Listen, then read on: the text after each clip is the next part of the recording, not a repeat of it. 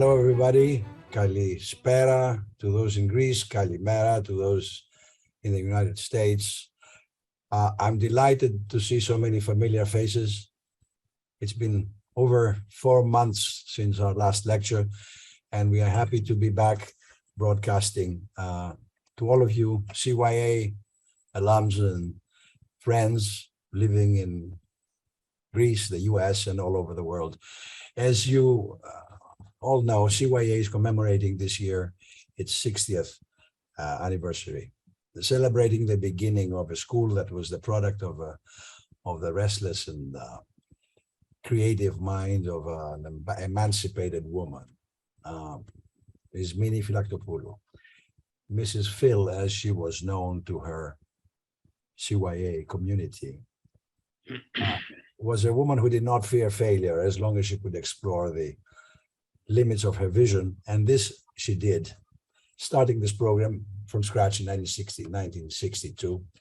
And 60 years later, the school is changed much, of course, nothing stays the same, but the core values, the basic mission is always the same. And for those of you who did not know Smyrna, she was a refugee from the city of Smyrna, and therefore today's lecture and the events that transpired 100 years ago are significant to us at CYA. At the age of 15, she and her family of 7 fled at the last moment as the Turks were coming into the city. I'm not sure if the fire had already started, but it was really a pandemonium. I've heard it described as pandemonium was taking place, and I was told these stories as I was growing up, and I had the foresight to tape some of what she said. So I have a pretty clear picture of what she told me at the time, some years ago. And I'm sure many of you today who are listening in have your own family accounts and stories. And I'm sure you will find what you hear today as moving as it can be. Today, our guest speaker is Ureneck, a retired professor of history from Boston University, and a visiting fellow of the Institute of Hellenic Culture and the Liberal Arts at the American College of Greece. Professor Ureneck will discuss the events that occurred in Smyrna in September 1922 and how the American humanitarian rescue mission saved tens of thousands of refugees in the last violent episode of this 20th century genocide. Lou has written what's been called a spellbinding book about these events.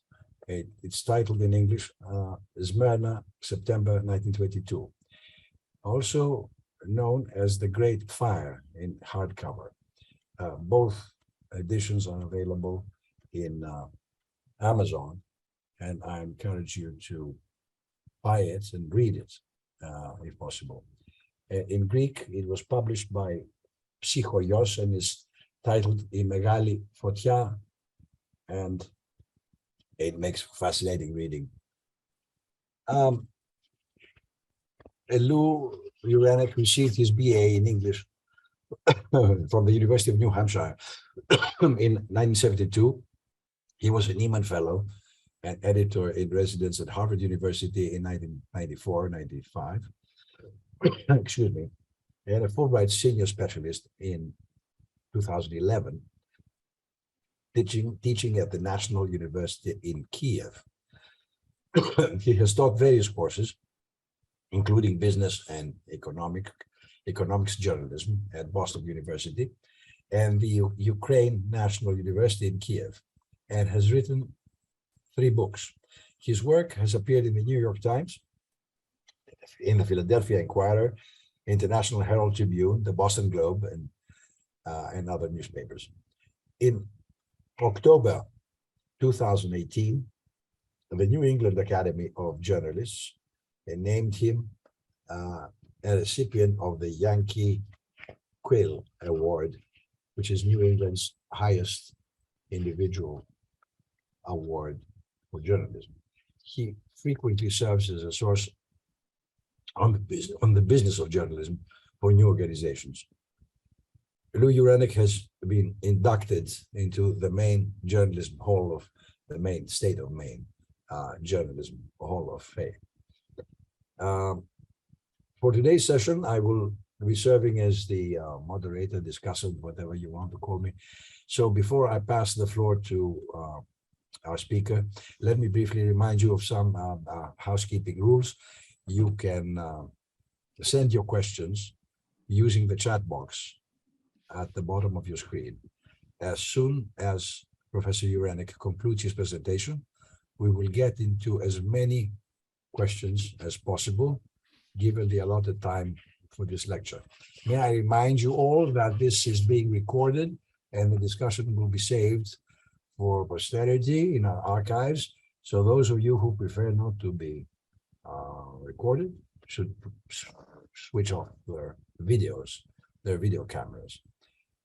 Professor Ureneck, it's a pleasure to have you with us today. Thank you for accepting our invitation. And the floor now is yours. Alexis, thank you for having me. It's an honor to be a part of the CYA lecture series. You know, the college year of Athens has taught so many generations about the history of Greece and the ideas of Greece and Hellenism and so forth. So I'm really very proud to be a part of that. So let me try to tell the story of what happened at Smyrna. And I'm going to begin with just a little bit of context for those who may not be aware of some of the details. In 1919, Greece found itself at war with Turkish nationalists in Asia Minor. And the war was largely a consequence of the inability of the Allies, principally the British, the Italians, and the French, to settle the First World War in the East. The Treaty at Versailles settled the war in the West, but there were many open questions about what was going to happen to the Ottoman Empire.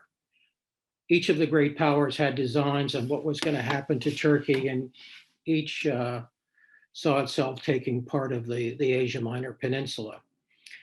As a result of that disagreement and diplomatic intrigue, Greece found itself in the city of Smyrna as an occupying force, beginning May 1919.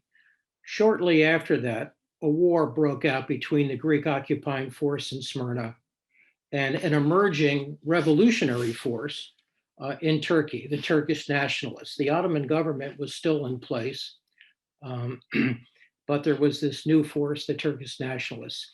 And so a war commenced. And it was a very brutal, bloody, difficult war waged largely on the high plains of central Anatolia. The Greek soldiers comported themselves with bravery. Many battles were won, but the war was a stalemate. And soon the Allies lost interest in the Greek cause, and for a variety of other reasons, the Greeks began to lose support and the ability to fight this war in Asia Minor. I'm sure you have many questions about that, and I'll be happy to answer those questions afterward. But the important thing to note here is that in late August of 1922, the Turkish army broke the Greek lines and began marching towards Smyrna. Smyrna was the capital of the Greek occupation position. Now, it's important to remember, again, just as a little bit of background, Asia Minor in those years contained many ethnic Greeks, Armenians, and Assyrians. In fact, about 20% of the population of Asia Minor was a Christian population. So as the Turkish forces moved westward from the high plains toward the Aegean and toward Smyrna. They pushed ahead of them tens of thousands and ultimately hundreds of thousands of Greeks and Armenians in particular, but mostly Greeks, toward the city of Smyrna. And these were people, shopkeepers, farmers, artisans, and so forth, who were afraid of the Turkish army with very good reason. They fled to Smyrna thinking that they would be safe at Smyrna. Why would they be safe at Smyrna? Well, for many reasons, they thought. First, there were a lot of Allied warships in the harbor at Smyrna. The British, the Italians, and the French had battleships and battle cruisers and destroyers and so forth. And these were, in fact, the victors of World War I, the people who had defeated Turkey along with Germany in the Great War that had just passed. So there was a sense that Smyrna was a protected city. At the same time, Smyrna had a reputation for being a city, a peaceful and largely tolerant city. And by the way, it was largely a Greek city. It had a majority Greek population, even though it was, in the Ottoman Empire and part of the Sultanate and so forth. It was a city that spoke mostly Greek, but Greek, Armenian, Turkish, French, English, and Hebrew, and many other languages, but largely a Greek city. So as the Turkish army moved westward, hundreds of thousands of people left their homes, their farms, without any possessions. Maybe they took some blankets and a little bit of food. Sometimes they took a personal possession, an icon or a sewing machine, but they left. And they fled to Smyrna. It was like a giant agricultural procession in a way. People in ox carts, people on foot, people sometimes on the backs of donkeys, old women carrying old men, young mothers pulling their children, but thousands and thousands of people fled toward the city of Smyrna. I have a slide up here. I'm gonna make a slight change here, and you'll see I'm just putting this up for those of you who may not be aware of where Smyrna is. It's now the Turkish city of Izmir, and you can see it almost on the same latitude as Athens, just to position that for you. Okay. So the refugees came into the city ahead of the Turkish army by and large, and they had nowhere to go. They slept in the streets, they slept in churchyards, wherever they could find a place to put down a blanket, maybe untie a cloth that had some food in it. And they sat and they waited for this situation to resolve itself. Let me pause for just a moment and say a little bit about the city of Smyrna, because it was an extraordinary city. It was not just any city in Turkey. It was an extraordinary city. It may have been the richest city in the Mediterranean. It was rich, extraordinarily rich, by virtue of the trade that went on there. There was the agricultural trade, and many of you have heard of the Smyrna fig. This provided enormous revenues throughout the world, especially to Great Britain. It was also the principal port of export for all of the carpets that came out of Asia. 90% of the Asian carpets moved through Smyrna before they went to Paris, London, or New York. It was a trading center for tobacco. There were many American tobacco companies there with warehouses, and the tobacco trade was extremely profitable. In fact, it's probably worth noting here that there would not have been an American cigarette industry without the tobacco that came through the city of Smyrna. Why is that? Well, American tobacco was a very rough tobacco to smoke, and a lot of people, especially women, couldn't smoke it. But when it was blended with Turkish tobacco, it became smoother and sort of more palatable and so forth. And the American cigarette industry just absolutely took off and made fortunes for many, many people, beginning in the early part of the 20th century as a consequence of tobacco coming out of Smyrna and nearby ports. There were many other products as well. The Onassis family was there, and they participated in the export of tobacco and other products. So all of this money was being made, and it was being spent, and it was being spent lavishly in the city of Smyrna. It was a city of beautiful mansions, of big villas, of opera houses, beautiful hotels, restaurants, lots of music. It had the first golf course in that part of the world. It had a racetrack. It had yachting races, dances, theater, and so forth. The dresses worn by the women in Smyrna were shorter than in other cities. There was a French department store, and so forth.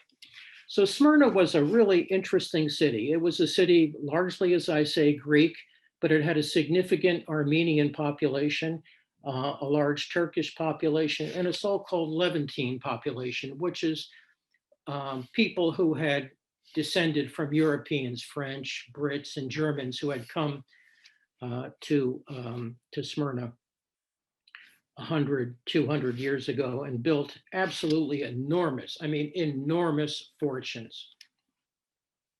Okay, so this is the city into which the refugees had come. There was a great nervousness about what was going to happen. It was unclear what would happen once the Turkish army entered the city. On September 9, the Turkish army, there was a vanguard of Turkish cavalry that entered the city from the north and came down through the K. And it was an army that was largely disciplined at that point. They were riding their small Asiatic ponies, carrying their guns and their sabers and so forth. There was a little bit of trouble. A grenade was thrown, somebody was shot and so forth. But by and large, the army, at least that small battalion of cavalry, came into the city relatively peacefully. That was September 9. But very soon afterwards, the large mass of Turkish infantry, we're talking tens of thousands of poorly paid, mostly ignorant, a kind of peasant army, almost you could say a medieval army, one that had been propagandized about the evils of Greece and of Armenia and so forth. These soldiers entered the city and very soon were out of control. What do I mean by out of control? Well, initially they went into the Armenian quarter, which is sort of the back eastern corner of the city, and began looting the homes, stealing household goods, pots and pans, whatever they could get. But that soon, that robbery, that theft, that looting very soon turned into beatings, and then into rape, and then into outright murder. And hundreds of Armenians were pulled from their homes, sometimes decapitated, shot. Women were raped in front of their family. It was just an absolutely horrible, horrible scene. And there was no attempt by the Turkish command to try to bring this army under control. In fact, there was a sense that the army was taking what it deserved. September 10, 11, 12, this disorder, this army out of control spread throughout the city. And so there was no Christian anywhere in Smyrna, on the streets or in the homes. You know, the Greeks who lived in their homes, they shut their windows, they bolted their doors, brought down the metal screens and so forth. Nobody was safe. Turks, both on foot and on horseback. And then additionally, vigilantes, you could call them, I suppose, but they were really just criminals.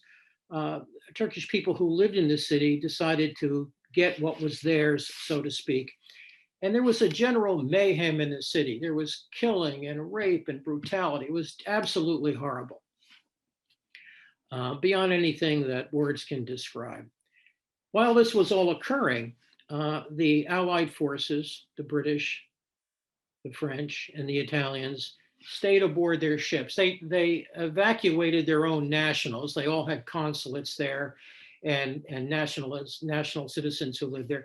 Those people were evacuated, but basically, and actually entirely, the residents and the refugees in Smyrna were left to their fate at the hands of the Turkish army. Why is that? The reasons are complex, but by and large, it was viewed by the foreign powers as an internal issue. These were Ottoman citizens, and they were not Greeks or Greek citizens or French citizens and so forth. And also all of these powers were looking ahead to the rise of the nationalist Turks as the eventual leaders of Turkey. And they were scheming about how they might take advantage of that as well. So we have this situation. Then on September 13, when we think that things can't get any worse at all. I mean, it's just horrible inside the city, nowhere to hide. People are getting inside graves and tombs and so forth, anywhere they can go to avoid the Turkish army. A fire is set. And where was the fire set? It was set in the Armenian section of the city. There were people, Armenians by and large, who were hiding in some institutions. There was an American college for girls that taught Armenian and Greek children, and it had a courtyard. And it was filled with people from the neighborhood who were inside this courtyard behind a gate. And that gate, by the way, was protected by US sailors who had been landed by the Americans, who had a destroyer present in the city to protect American property, the property being the tobacco warehouses and the missionary schools. So these people were in this courtyard, and the theory is, and there's plenty of testimony to back this up, objective testimony from court and from other sources, so it's credible, very credible information, that in an attempt to smoke out these people, several fires were set behind the school. Well, as bad luck would have it, a very hot wind, a different kind of wind, usually the wind comes out of the north and blows through Smyrna. This particular wind came out of the Syrian desert and was blowing up from the south, and it was a very strong wind. And it caught these small fires that had been set by the Turkish army and ignited them into something much, much larger. Now, the city of Smyrna, it was built of, sort of this material that's a mix of wood and masonry mud, more or less. And many of the streets were covered with textiles, cotton sort of drapery, canvas, to provide shade over the streets. So once that fire took hold and that wind caught it, the city generally went ablaze. And there was this enormous fire. The fire was more than a mile long, okay? And it was a very big fire, shooting sparks and flames high into the sky, and it was moving very rapidly. So all of the people who had been locked in their homes, and those people who had been hiding in churchyards and in the streets and so forth, were driven forward toward the sea.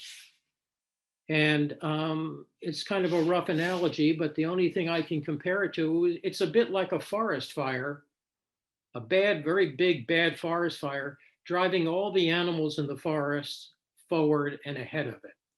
So the people, women, children, old, young, babies, many of them with their animals, fled toward the waterfront. Now, Smyrna is a port city, and it has a quay, a kind of promenade that goes along the waterfront, over a mile long. And it was, the distance between the buildings across the quay to the edge of the sea is maybe 15 meters tops. So we had hundreds of thousands of refugees, plus the Greek and Armenian populations of the city, which were hundreds of thousands of people, all crowded into this narrow quay from the north end to the south end of the city, from the so-called point where the railroad pier was, all the way down to the warehouses where the tobacco and the carpets were kept. And, and the fire came toward them. It was lit on the 13th, probably late in the afternoon. And in fact, it was late in the afternoon. And by midnight, the fire had reached the waterfront, and Turkish soldiers were pouring kerosene on the streets that slanted downward toward the quay. And those blue flames of the kerosene danced downward and burned many people alive. People jumped into the water and they drowned. Many of the women had these big dresses that pulled them underwater. Their bodies were chopped up by the big warships that were, their corpses were in the harbor.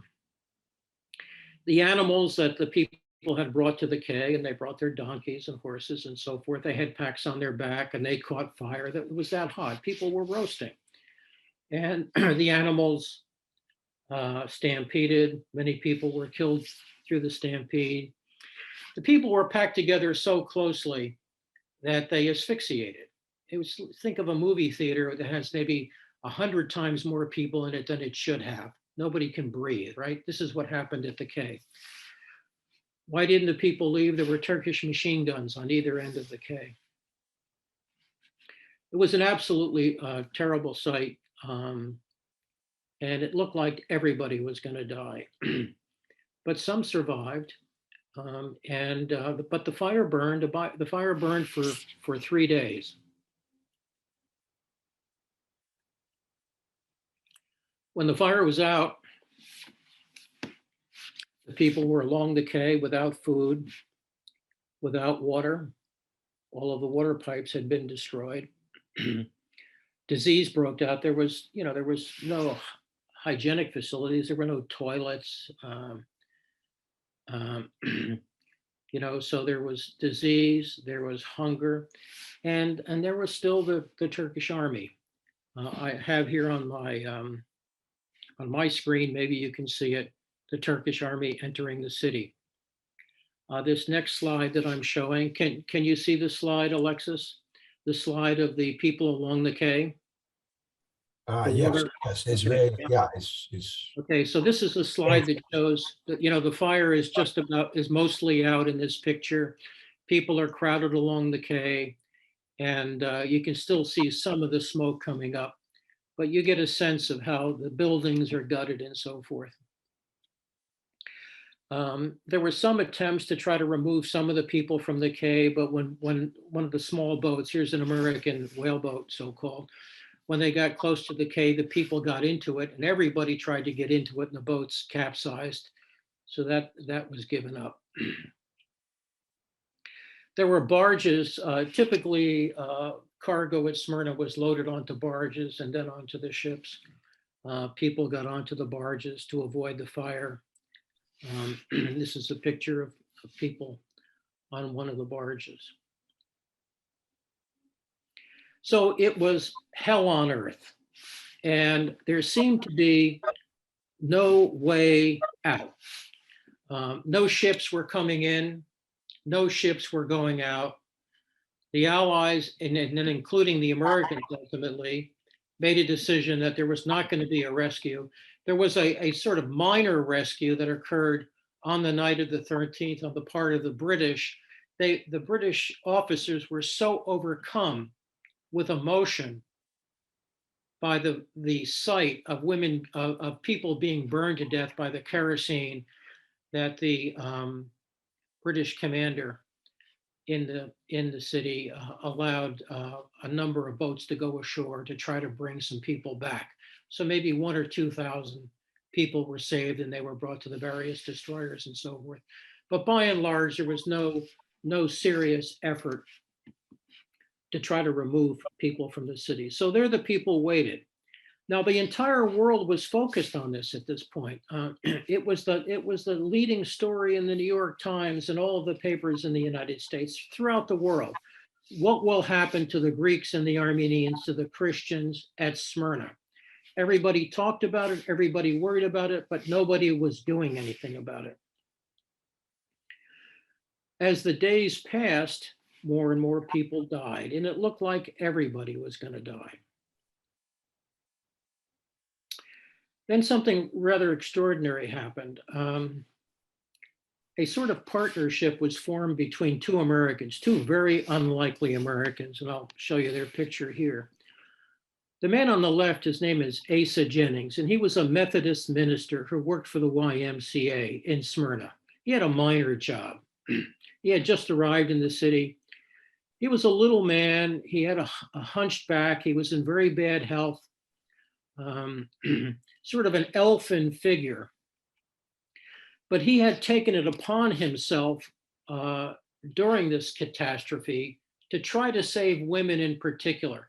Many of the mansions along the quay had been abandoned by their owners. So he took these mansions and turned them into first aid kind of houses, shelters. And he took the YMCA car and picked up women who had been raped and brought them to these houses for treatment. And he continued this work after the fire had ended. He was doing what he could to try to help people who were suffering terribly in the city. By about the 20th or the 21st of September, the American command in the city had turned over. Initially, there had been a naval officer there who was not sympathetic to the Greeks. But he was replaced by a naval commander named Halsey Powell, who was a war hero, in fact. He had distinguished himself in World War I, and he had a record actually of rescue in Italy and in a variety of other places.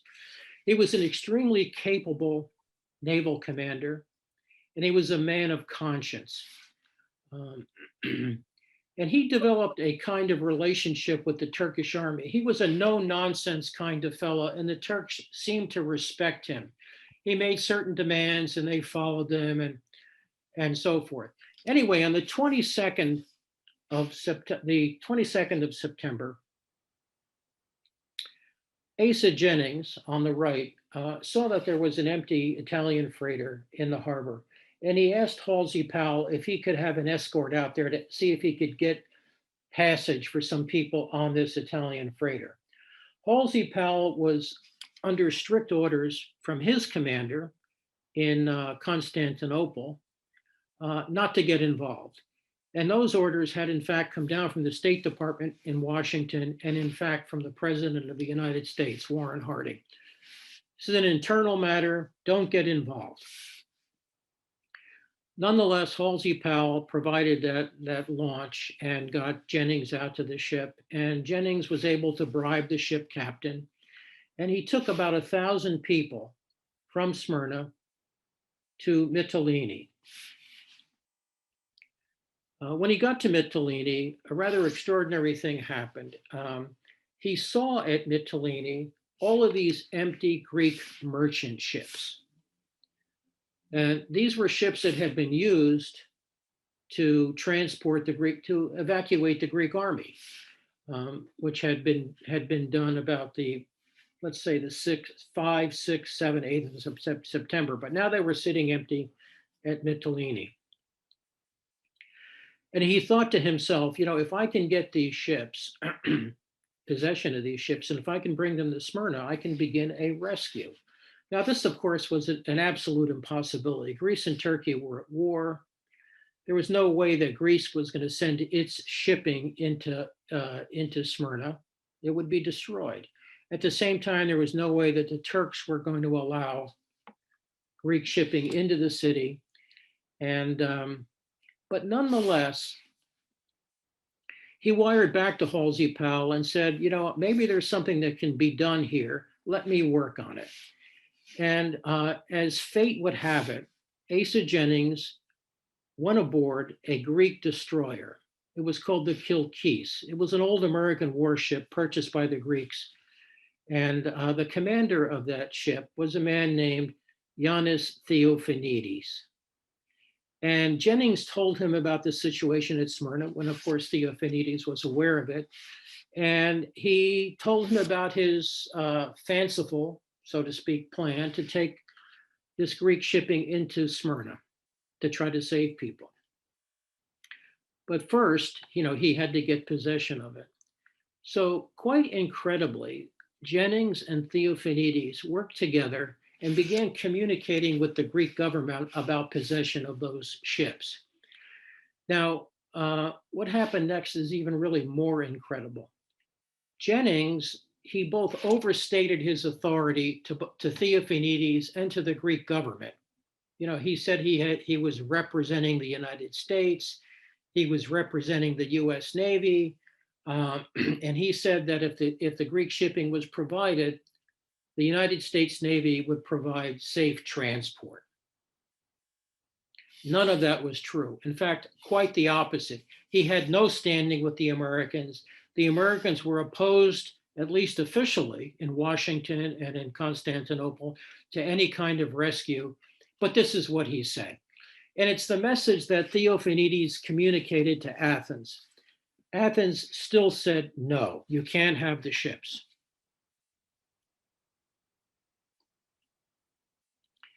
So what next? Well, they sort of hatched a plot or a plan here. Jennings and Powell composed a message to the government in Athens. It said, look, either give us the ships or we're going to make it known to the world through open radio communication that there is an opportunity to save hundreds of thousands of Greeks at Smyrna, availed by the US Navy, but the Greek government is refusing to cooperate. Sort of a blackmail type of situation. It's amazing that this happened, but it's true. Well, after further consideration, the Greek government said, okay. Unbelievable. And so Jennings, with the help of Theophanides and some others at Mytilene, brought together about 12, maybe 13 Greek transport ships. He radioed back to Halsey Powell and said, we're on our way. On the 23rd, on the 24th, on the 23rd, coming into Smyrna Harbor is this long line of Greek merchant ships. Now, Halsey Powell, as I said, had developed a relationship, sort of a tough guy military relationship with the Turks. And he had negotiated the ability to bring those ships in as long as the Greeks didn't fly their flag, the Greek flag. And as long as the Turkish army was able to search and check every single person who was loaded on a ship. And they insisted that no men of military age could be boarded on any of these ships, okay? So the ships are coming in towards Smyrna Harbor, and Powell sends out a US destroyer, and we have this sight of an American destroyer flying the American flag with all of these unflagged merchant ships behind it coming into the city of Smyrna. And when it became apparent to the hundreds of thousands of people at the quay that there was going to be a rescue, this great roar, sort of roar of salvation came up. And at first, the men who were on the ships, they couldn't understand what they were seeing. They thought that they were seeing a black line of cinders along the quay, but was in fact women dressed in black who then stood up and raised their hands and roared. It must have been quite a scene. So the Turks gave Powell and Jennings 7 days to load women and children onto these ships, and it's going to have to end on the 30th of September. It was another impossibility. Every person who was boarded was checked by the Turkish soldiers. That their jewelry was taken, their money was taken. Sometimes men dressed as women trying to get onto these ships, and they were captured and they were put in jail. And the men were marched into the interior where they were put into work gangs or they were shot outside of the city. A lot of death outside of Smyrna at that time. So the evacuation began. I mean, it's really just extraordinary. And it was happening around the clock. One ship would come in, it would be loaded. Powell and his soldiers, and he also got the assistance at this point of British sailors who were in the city. They were very happy to participate in this. The Americans and the British were working together, trying to protect the refugees, trying to load them onto these ships. All of this, by the way, outside of the rules of the US government. Halsey Powell had put his career really on the line. In fact, Mark Bristol, a name some of you may know, he was the admiral in Constantinople who was very anti-Greek and anti-Armenian, and who was Powell's boss, and who would enforce the American rules about non-intervention. He only learned about what was happening when there was a small story in the New York Times. The story appeared in the New York Times. Somebody in Athens saw it, one of the American officials, and wired Bristol about it. And that's how he learned about the rescue. Just incredible. Anyway, the rescue was underway. And most astonishingly, it was moving apace, and it looked like the Americans were going to be able to get the Greeks out of the city. At one point, the Turks began to interfere with the evacuation. So Halsey Powell, who at this point had 5 American destroyers in the city, he brought a destroyer broadside to the quay, leveled its guns at the Turks and said, "Stop or I'm going to fire." And they backed down, and the evacuation continued. Of course, none of this was reported officially in any of his war documents. It was sort of completely unofficial and unallowed. So amazingly, by the end of September 30, the last ship left Smyrna with women and children for Mytilene, and the evacuation was complete. Now, many people died, but many survived. And I'm going to show you a picture here, some of the evacuation, and here Smyrna after the evacuation is complete and the fire is out. So what we have at Smyrna is really an extraordinary event. It was the final violent episode, really, in a genocide that had swept Asia Minor beginning in 1912. Many people talk about the Armenian genocide or the Pontic genocide or the Ionian genocide, the Assyrian genocide. It's all one genocide. It was an attempt on the part of 2 successive Turkish governments to ethnically and religiously cleanse the Turkish peninsula. They were building a Turkey for Turks. And so Smyrna represents the final violent episode of that. It represents the beginning of the Republic of Turkey. The Turkish nationalists won that war, and the Turkish Republic arose as a consequence. Now, what happened at Smyrna was happening sort of on a smaller scale all along the Aegean coast, the Sea of Marmara, and also the Black Sea coast. These were places where Greeks and Armenians lived, and they were being forced out of Asia Minor and being harassed, killed, raped, and so forth.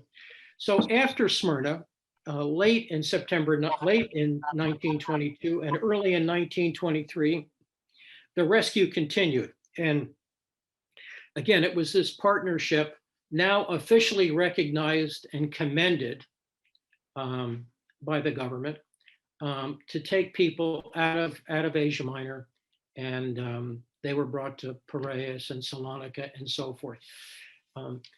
By the end of 1923, the Patriarch in Constantinople congratulated Jennings on rescuing 1 million Greeks from Asia Minor. So it's a most amazing story. It's one that I'm proud to tell. And it's one that I think more people should know about in Greece, in the United States, and worldwide. That genocide, 1912 to 1922, was the first genocide of the modern era. And it was the genocide on which the Germans had laid their early plans for the elimination of the Jews. Thank you, Lou, for a fascinating account of what happened in those days in September of 1922. It was really the biggest trauma, the biggest disaster that Greece has lived through in its contemporary history. And what we should remember also is the follow-up to that, which is that Greece Greece was a country of 4 million people at the time, and managed to absorb 1.5 million refugees that got out various ways, some of which you described, and integrate them into Greek society. And these people made, to a great extent, what Greece is today, with their culture, their sense of commerce, their industrial and resourceful attitude, their culture, their music, and their customs. So that's also a miracle we should be proud of. By what date, says Emily Rovello, by what date command of the city turned over from the previous naval officer to Commander Ashley Powell? By what date did command of the city was turned over from the previous naval officer to Commander Powell? September 9, I think it was September 19, I believe, 1920, something like that. September 19, September 20. Okay. Can you please say something about Esther Lovejoy, says Anna Hart. Yeah, Esther Lovejoy was a hero at Smyrna. Esther Lovejoy was a doctor. She was a woman from the Pacific Northwest of the United States. She was a very forward-thinking public health specialist. And she got herself to Smyrna on a freighter. I think it was a Russian freighter, an unflagged Russian freighter. She was determined to get there and to help. And she cared for many, many women on the waterfront. And she was particularly important at the time of the loading of the refugees onto the ship. She delivered many, many babies, by the way. Many children were born on the quay in those days. Many of the women were so traumatized by what had happened. I mean, the rape was general in the city on the part of the Turkish army. Many of the women were catatonic. Nobody could go near them. They'd be screaming. They'd be out of control. So it was very difficult to load them onto the ships. It would take several sailors to subdue them and to bring them onto the ships and so forth. And it was among the many incredible things that Esther Lovejoy accomplished was working with these women. Many of them, by the way, died when they got to Athens. Their injuries were, to Piraeus and to Salonika.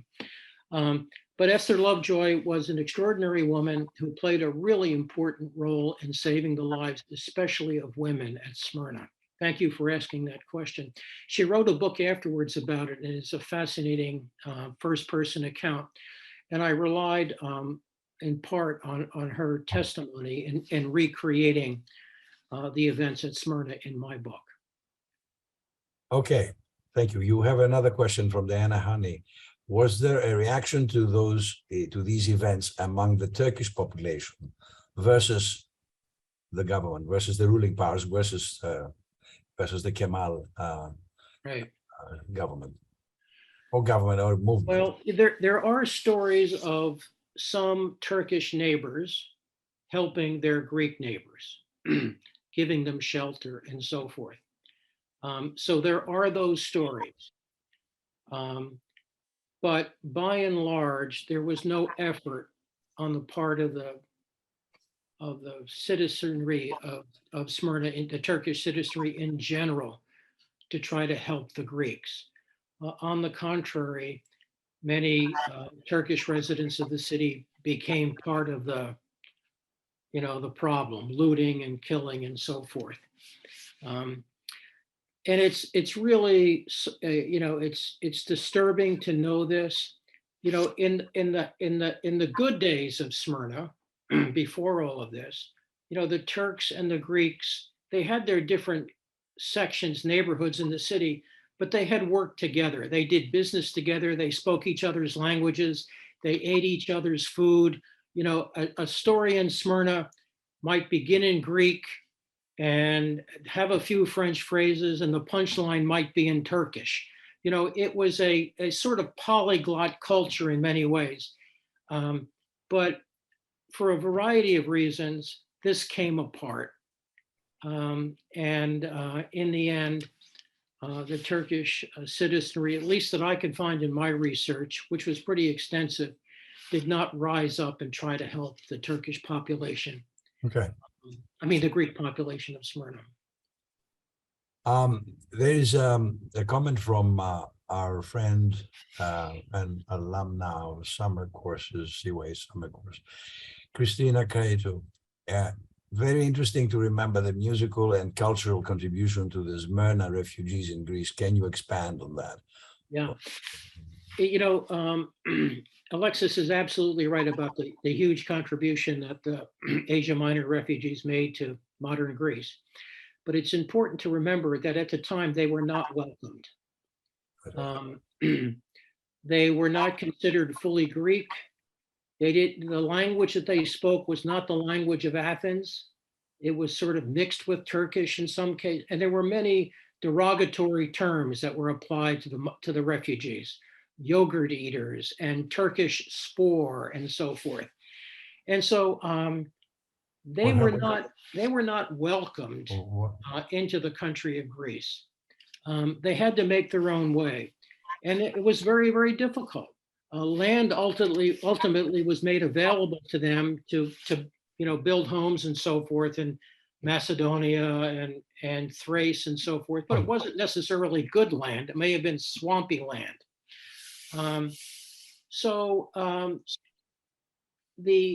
The effort to integrate all of these refugees and to deal with them, it was a tremendous burden on the nation of Greece. And Greece, by the way, was broke at this point.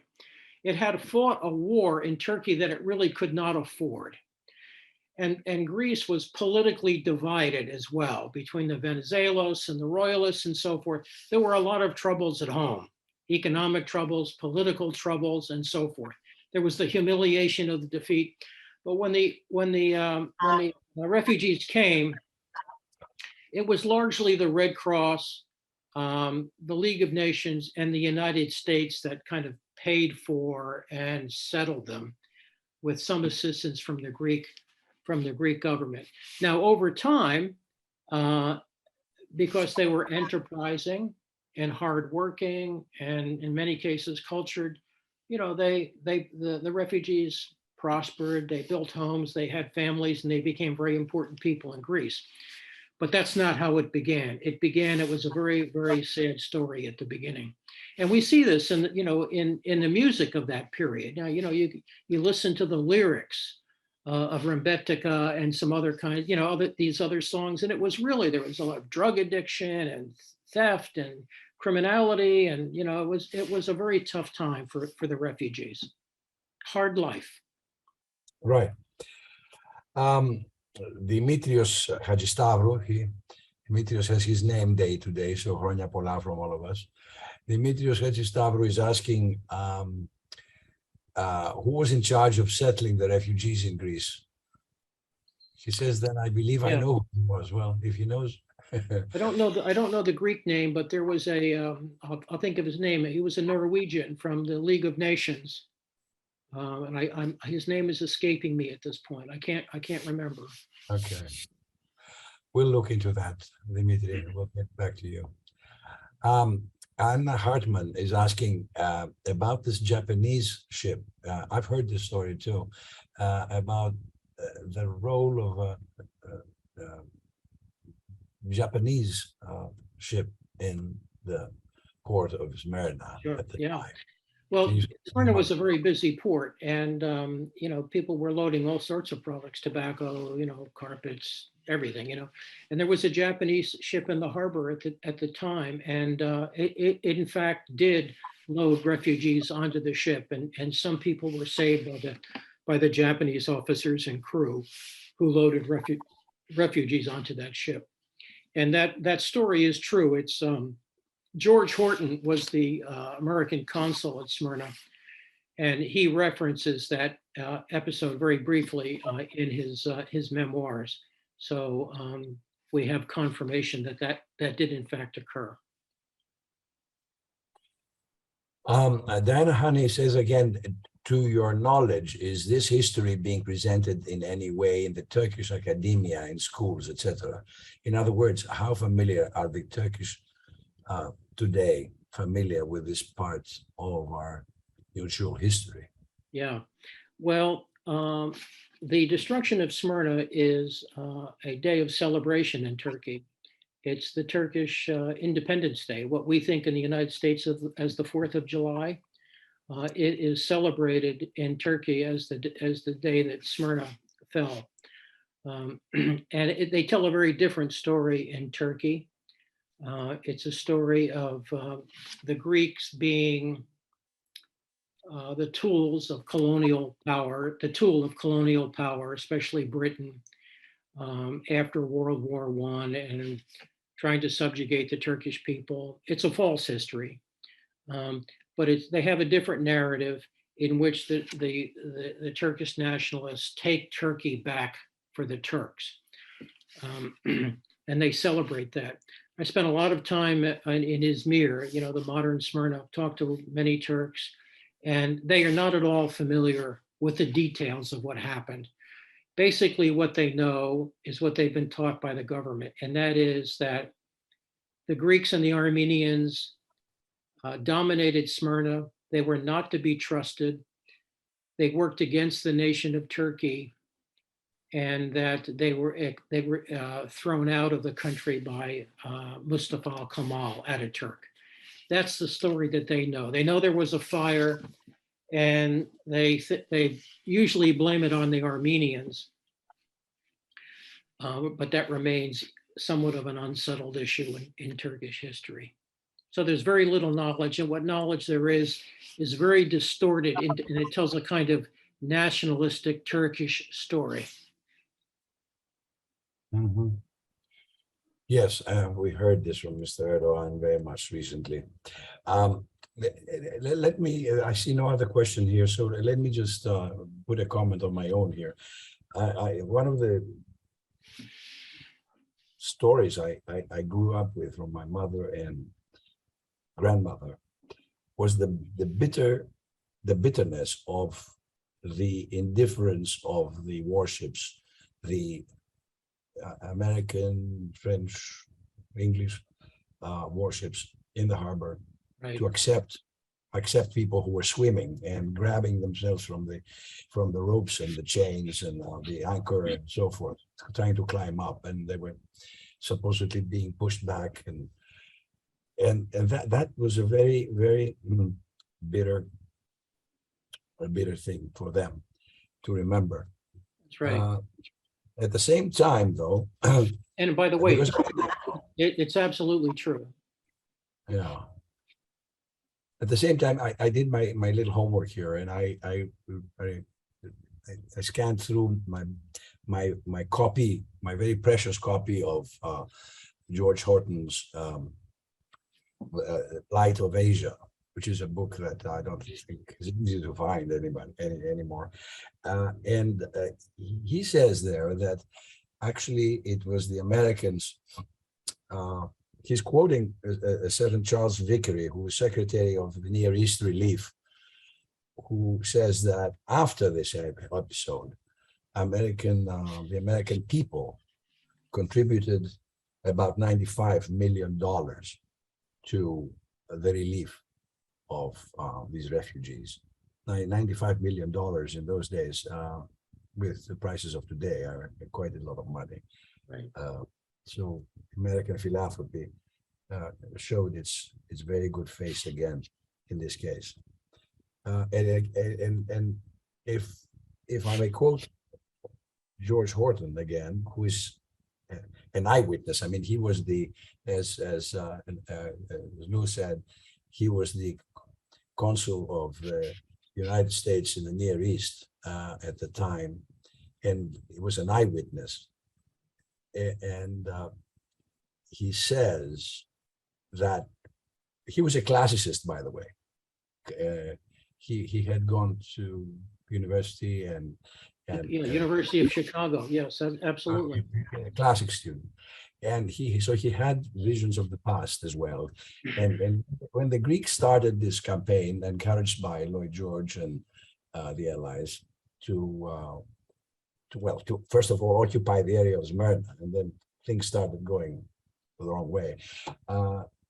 He predicted that the end would be disastrous, and he paralleled it to the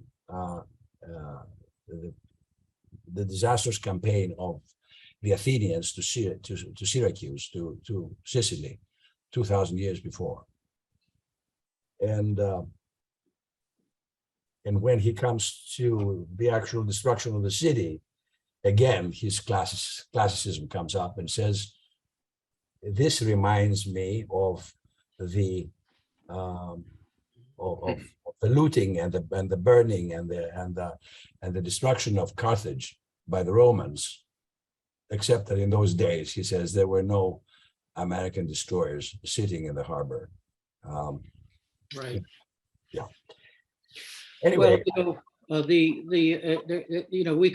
can parse that war. It's an endlessly fascinating subject.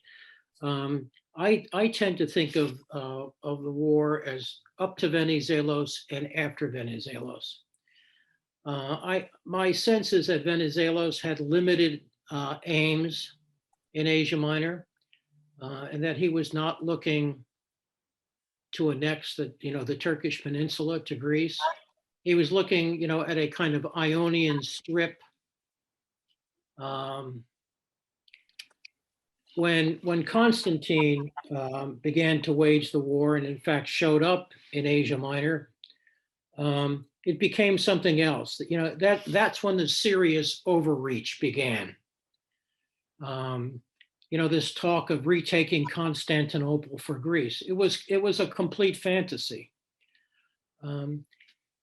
And in terms of, and again, I'm getting into the weeds here a little bit, but in terms of why did the Allies, especially Britain, walk away from Greece and what was happening in Turkey, it was largely as a consequence of the return of Constantine to the throne in Greece. Constantine was a pro-German monarch. And when the Greeks recalled Constantine to Athens after rejecting Venizelos, they were essentially putting their finger in the eye of the British. And the British didn't respond very well to that. And that was the end, really, of any serious possibility of the Greeks prevailing in Asia Minor. An argument has been put forth by many Greek historians that this whole affair was not just Greek irredentism, the megali idea, the great idea. Right. Let's liberate. And there was good reason to liberate those Greek-speaking populations because they were being persecuted. Right. They were suffering under the locals. Yeah. Under the Turks. And you have to remember as well that Greece had been the price of Greece had been promised Smyrna and Ionia by the British upon entry into the Great War, and the Allies were intent on dividing up Turkey. Russia at the beginning of the war was going to get Constantinople, and France was going to get, Lebanon, and all of the empire was being divided up. So you're absolutely right, Alexis. It wasn't an invasion. One nation deciding to invade another to take its territory. This was part and parcel of the diplomacy that followed the First World War. And unfortunately, Greece had a weak hand, and it played its cards very badly. And it was eventually ejected entirely from Asia Minor. That's right.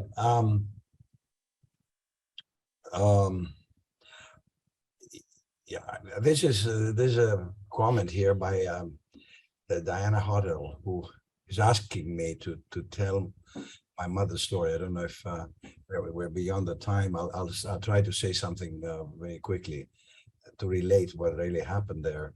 This was a rather well-off family, not wealthy, but well-off.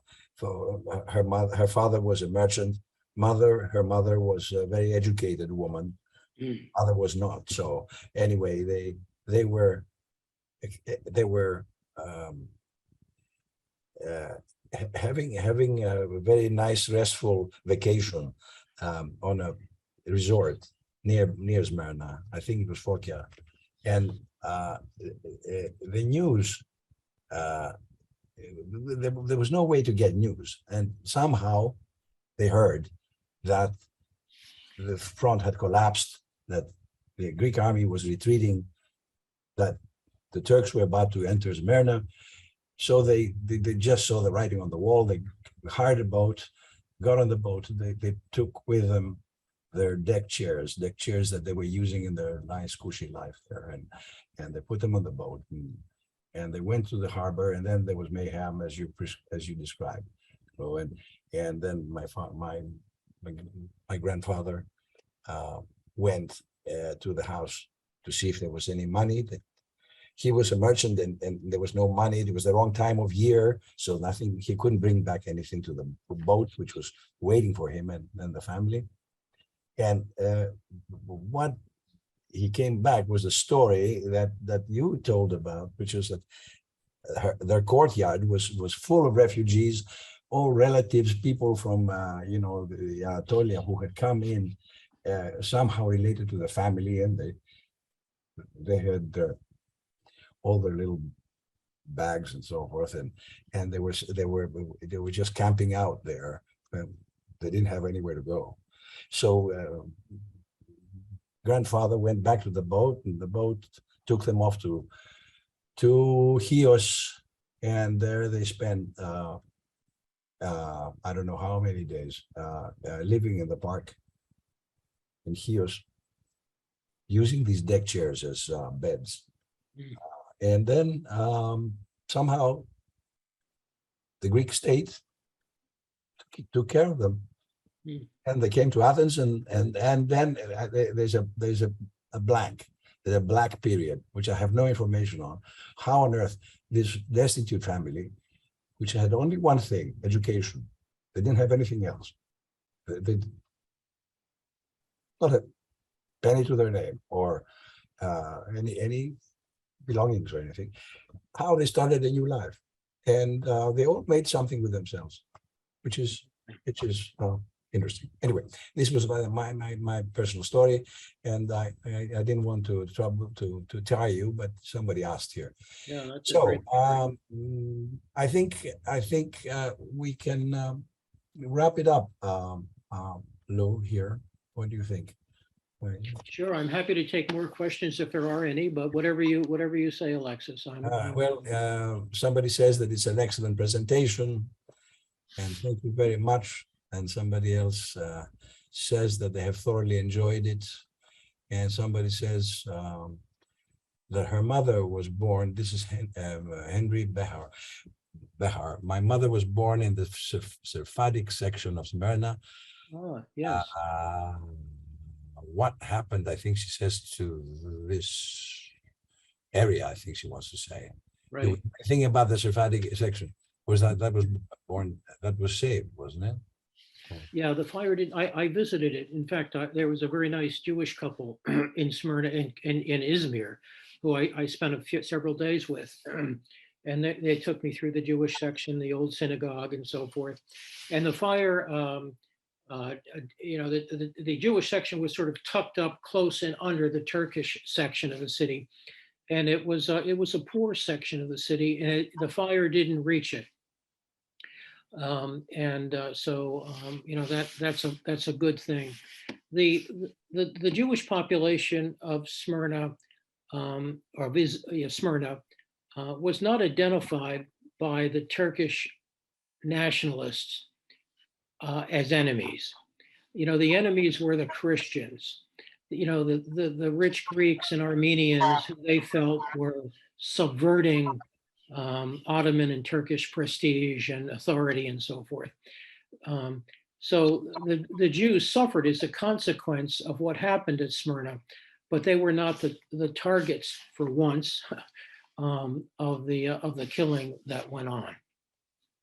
And there remains a Jewish population at Smyrna, but it's very small. I mean, of Izmir. Many Jews went to Alexandria and Cairo and other places, the United States and so forth. There are a number of viewers, listeners who are thanking you, Lou, for this fascinating lecture. Oh, it's my pleasure. For informative and so on. And one of them, Lena Papalexopoulou, our trustee, says that she's thanking you for this presentation, excellent presentation. And she says that her mother was born in Smyrna. Oh. Her grandmother was born. If anybody wants to learn more about, in real detail, here's what the book looks like. And it's available on Amazon. And basically what I tried to do in the book was to develop a very dense and detailed narrative of the 30 days of September 1922. And the two parts of the book that I'm proudest of are the stories of a young Greek girl who survived. Her family didn't, but she did, an actual person who left on a rescue ship and found her way to Piraeus, where she was married and then had a family. And then also the story of an Armenian family, again, a true story. Those are the stories that I am most proud of in the book. They really show what life was like for those 30 days in September of 1922 at Smyrna. What is remarkable about your book, Lou, is the amount of detail that is presented there. And I'm always curious, of course, about how you have discovered all the detail. I mean, you're painting very delicate pictures. I mean, a line of American soldiers having lined the streets so that the Americans could could leave from the cinema where they were, a theater where they were being held, to go to the boats that would pick them up, the American citizens. How do you know that this was a lively a line of Americans? How do you know these details? Yeah, that's right. Well, it's a great question. And I was very fortunate in my research. It turns out, I visited, libraries and museums and archives in many, many countries, Britain, United States, Greece, Turkey, other places. The best source of information about what happened is in the National Archives in the United States. And the reason for that is this. The Americans had 6 destroyers at Smyrna. And every day, the commanders of those destroyers would go ashore. Now, these were men who you could call them objective and professional observers, right? They didn't really have a dog in the fight, so to speak. They were detached and dispassionate observers in a sense. They would go ashore, and each day when they got back to their ship, they would write a report about what happened. And the reports were often quite detailed. And I found all of those reports, and I read them all. And in the case of the evacuation of the Americans from the theater on the night of September 13, there were 4 or 5 different sources for that. There were 2 missionaries, as I recall, a couple of naval officers, Horton, and somebody else. So I had 6 people who were present for that event, who watched it, and then who later described it. and I fit their detail together into a single narrative to tell that story. Very good. Very good answer. Well, thank you very, very much, Louis Ureneck, for a Thank you for having me. My pleasure. very fascinating lecture. We have gone over our time, our usual time, and that shows something about how interested everybody was. We will be back in upcoming weeks with other lectures. The following one, we believe, is going to be one with Stathis Kalivas, a Greek political scientist and professor of government at Oxford, who will talk about a present-day problem, which is the overexploitation of Greek islands, the overexploitation of the Greek landscape, in other words, that will bring about tragedy of the commons, as it's called, and it probably will bring up if this phenomenon is not halted. And then after that, we expect to have Professor Josh Ober, American historian and on ancient Greece, and classical political theorist, professor of political science and classics at Stanford University, who will speak about the rational mind of the ancient Greeks as opposed to the mystical and the mystical side of things. And so stay tuned for these announcements. Again, thank you very, very much for listening in today, and thank you again, Louis Ureneck. And we're going to go out and buy your book now. All right, take care. Good night, everybody. Bye.